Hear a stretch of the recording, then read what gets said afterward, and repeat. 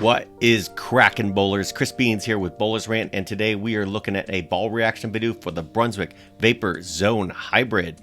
This is part 1 in a series I'm doing on the Brunswick Vapor Zone Hybrid. I already covered the specs in a previous video, but just to revisit, this is an asymmetric hybrid bowling ball, comes finished at 500-3000 grit, is low RG, and has dynamicore. Brunswick previously released the vintage Vapor Zone, which was a pearl, then they released the Vapor Zone Solid, and now the hybrid comes to complete the trilogy. As usual, I took this ball over to Jason Zook at Zookie's Pro Shop for the VIP treatment and to get the right layout here in Tampa, Florida.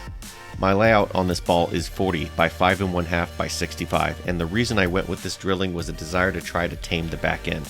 Speaking of ball shape, the Vapor Zone Hybrid is smoother than I expected.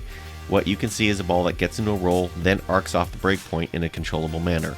The ball is getting into a roll fairly quickly if the condition is good, and if you have too much oil on the lanes, it may just sail on you. Obviously, this can be mitigated somewhat with a surface adjustment, but again, I think a stronger pin and a lesser valve would have yielded me a better reaction.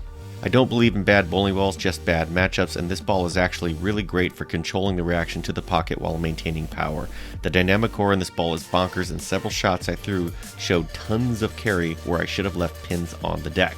This ball responds really well to axis rotation. If you come up the back, this one tends to have a milder reaction. However, if I gave it some axis, I had a sharper reaction if I had some friction to roll off of, which leads me to my biggest point on this ball. This ball with this particular layout is not for the fresh, and I found my reaction was much better when I had some very needed friction to work with.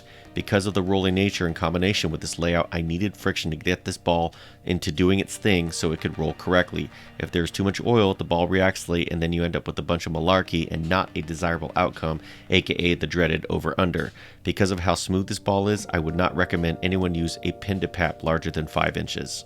If I end up plugging and re-drilling this, I may go back to my tried and true 65 by 4 by 40. I filmed this on the fresh on my favorite side of the center on this 42-foot house shot, but was also throwing other bowling balls in between shots to help beat up the condition. Once friction set in, I basically couldn't miss with this ball, and due to the control style layout, this ball becomes a two-hander's very good friend on the lanes. If the layout is good, your ball reaction will be great, and as always, consult your PSO for optimal results.